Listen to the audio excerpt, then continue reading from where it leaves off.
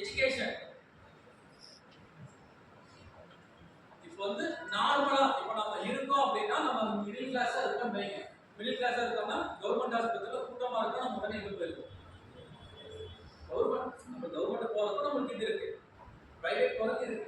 நாம கவர்மெண்ட்ல கூட்டமா இருக்கு உடனே நம்ம என்ன பண்ணுவோம், அவங்க காலையில் நேரத்தில் போகணும், நம்ம டைமிங்க்கு பிரைவேட் பணம் இருக்கு.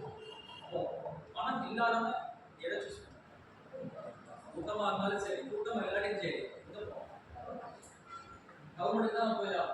அதான் என்ன சொல்றாங்க அப்படின்னா, அந்த மார்ஜினலைஸ்டு பீப்புளுக்கு தேவையான ஒரு ஃபர்ஸ்ட் பூர்த்தி செய்யுங்க.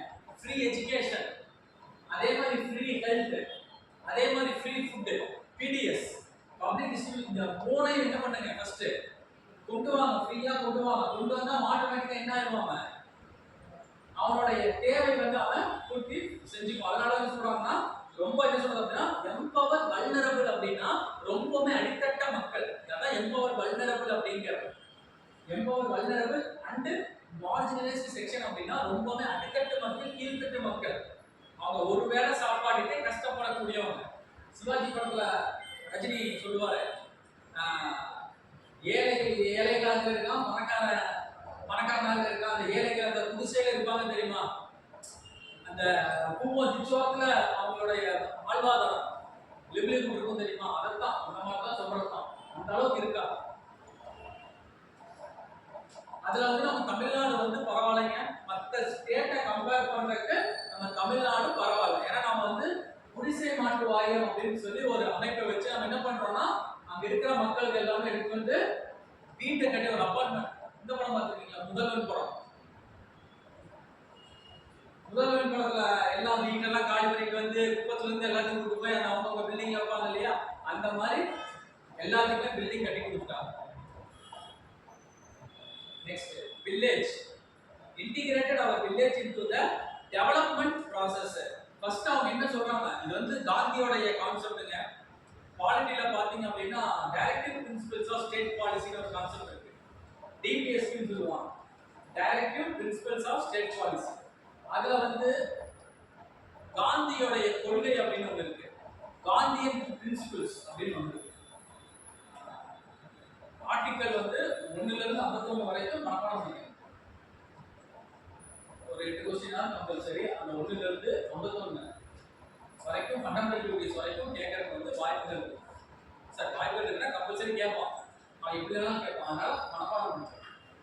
என்ன பார்க்க அப்படின்னா காந்தியன் கொள்கைன்னு ஒன்று இருக்கு. காந்தியன் கொள்கையில என்ன சொல்றாங்க அப்படின்னா, காந்தி 2 இதுக்கு முக்கியத்துவம் கொடுப்பாங்க. என்ன, வில்லேஜ் முக்கியத்துவம் கொடுப்பாங்க, ஆடு மாடுகள் வளர்ப்பு, அதே மாதிரி காட்டேஜ் இண்டஸ்ட்ரீஸ், குடிசை தொழில். ஏன்னா நம்மளுக்கு வந்து என்ன சொல்லுவாங்க அப்படின்னா, நம்மளுக்கு இதுல வந்து 2 பேருக்கு சந்தேகம் நடக்கும். யார் யாருக்கு அப்படின்னா காந்திக்கும் நேருக்கும். நேரு வந்து என்னன்னா கேபிட்டலிஸ்டுக்கு முக்கியத்துவம் கொடுக்கலாம் பாரு, கேபிட்டலிஸ்ட்னா முதலாளித்துவத்துக்கு முக்கியத்துவம் கொடுக்கலாம் பாரு. பட் காந்தி என்ன சொல்லுவாங்க அப்படின்னா, அடித்தட்டு மக்களுக்கு நம்ம சோசியலிசமுக்கும் கம்யூனிசத்துக்கும் முக்கியத்துவம் கொடுக்கலாம் பாரு. என்னன்னா அடிமட்ட மக்களுக்கு முக்கியத்துவம் கொடுக்கலாம். ஏன்னா அவங்க ஒரு நாடு முன்னேற்ற பாதைக்கு போகணும் அப்படின்னா கீழே இருக்கிற ஒரு வில்லேஜ் தான் ஃபர்ஸ்ட் வளர்ச்சி அடையும். ஒரு கிராமம் வளர்ச்சி அடைந்தாதான் அந்த நகரம் வளர்ச்சி அடையும். புரிஞ்சுங்களா? அதான் என்ன பண்றாங்கன்னா வில்லேஜுக்கு வந்து ரொம்ப முக்கியத்துவம் கொடுக்க ஆரம்பிச்சாங்க.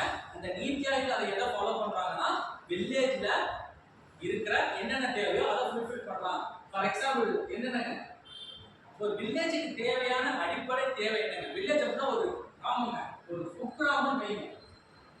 அதுக்கு அடிப்படை தேவை என்னென்ன வேணும்?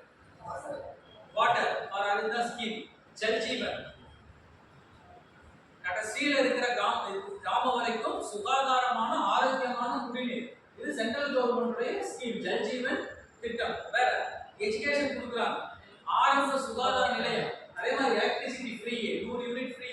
அந்த மாதிரி என்னன்னா அடித்தட்டு மக்கள் விட அந்த வில்லேஜுக்கு கிராமத்துக்கு என்னென்ன தேவையோ இருக்குன்னா, ஒரு கிராமம் வளர்ச்சி அடைந்தாதான் அடுத்தது என்ன ஆகுங்க, நகரங்கள் வளர்ச்சி அடைய ஆரம்பிக்குங்கிறது. இது வந்து Gandhi education and skilling and empowerment through productive livelihood opportunities.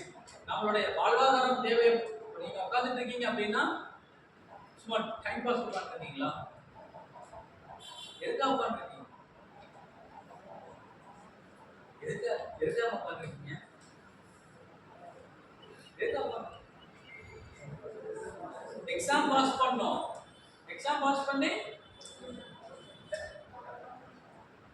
நல்ல வயிறார சாப்பிடணும், நல்ல நம்மளுடைய தேவைகளை வந்து நம்ம பூர்த்தி செய்யணும், நம்மளுடைய பேசிக் நீட்ஸை நம்மளே வந்து பூர்த்தி, நம்மளுடைய லைஃப் லிவ்லிஹுட் எப்படி இருக்கணும், நம்மளுடைய வாழ்க்கை மேம்படணும். அதுக்கு என்ன பண்றோம்? அதுக்கு இப்ப உட்காந்து கஷ்டப்படுறோம். அதான் என்ன சொல்றாங்க அப்படின்னா, ஒரு 3 டைப்பா வந்து அவங்க இம்ப்ரூவ் பண்றாங்க. Focusing on the development, their education and their empowerment through productive livelihood opportunity. productive livelihood opportunities அப்படின்னா ஒரு அதிகாரப்பூர்வமான ஒரு ஆக்கப்பூர்வமாக நம்ம என்ன பண்ணணும், அந்த இடத்துல நம்ம போய் உட்காரணும். நம்ம வந்து டெம்பரவரி சொல்யூஷன் கிடையாது.